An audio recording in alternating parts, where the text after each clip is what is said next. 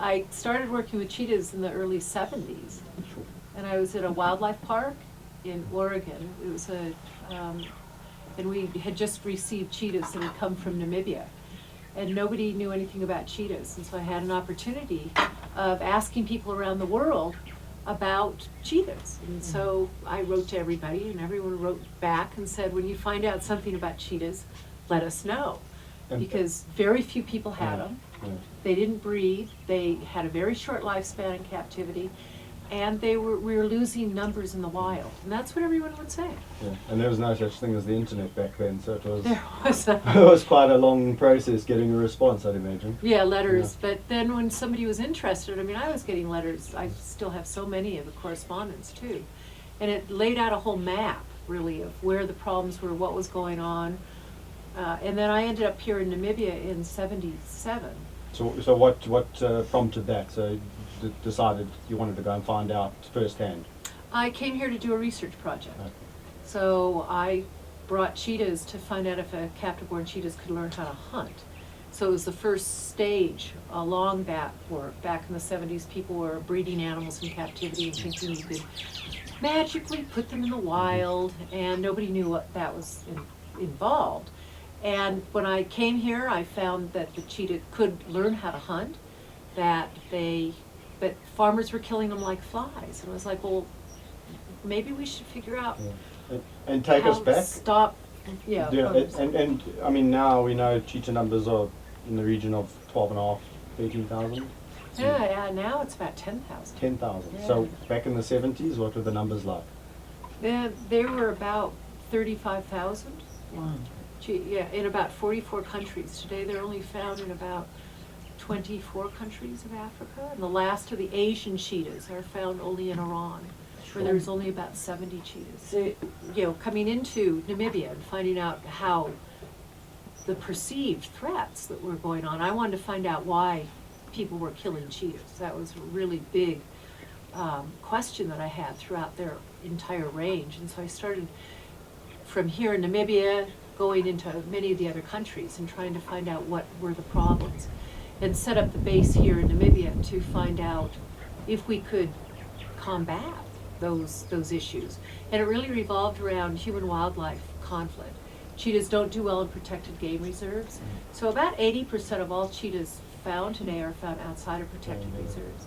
Cheetahs have one of the largest home ranges of any terrestrial animal, besides the elephant and the African wild dog and wolves. They have just huge movements.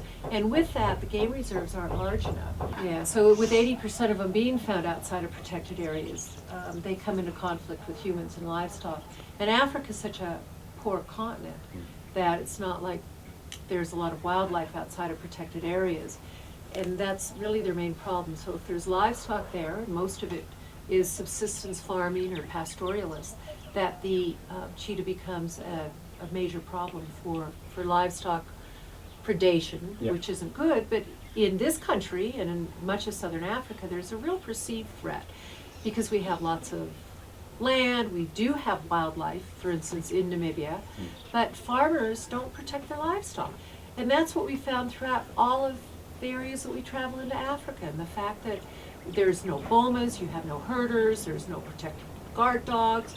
Everybody just says, oh, I'm poor, but my animals are just out here. And with that, well, the cheetah, it killed my livestock. It's like, well, can we talk a little bit about livestock management? Livestock management also revolves around a good health care. And the people themselves don't often have good health care or food, and they need to be taught that. And so we do a lot of training as well, but those are the things that I learned, and loss of habitat. So even if we were to reintroduce cheetahs, and we have done, where will they go? And a lot of people don't think about that. They think, oh, these nice orphan animals, let's just set them free. Let them do their own thing. But there's no free place. And so what you want to do is maintain your wild populations, work with the communities, help get quarters going, and actually allow the populations to grow on their own. But during the first few years, we restocked most of South Africa. Most of Wow, South that's Africa's amazing. cats Come are from here. Namibian. That's Yeah. amazing. And from here. Well, we restocked all of Inflosi over about a 3-year period of Wow. time. And what we did is we were able to get cats, and we were again looking at where they came from genetically. Yeah. So much of our research has really looked at the genetics as well. And cheetahs are an animal that lack genetic variation, and that causes me even greater problems in their survival in the future. So they're very unique in the fact that they are genetically compromised.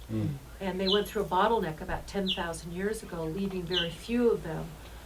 From that, they rebred, they repopulated much of their range, and then humans came on the scene about 5,000 years ago.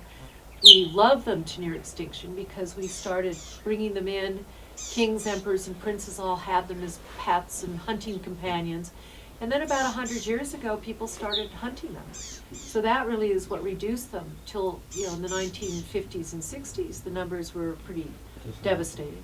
But now, I mean, here we are with the population of just problem, 10,000. But now it's a habitat issue, habitat loss, and the conflict with humans. So they are a surviving species. They've been around for so long, and they want to survive.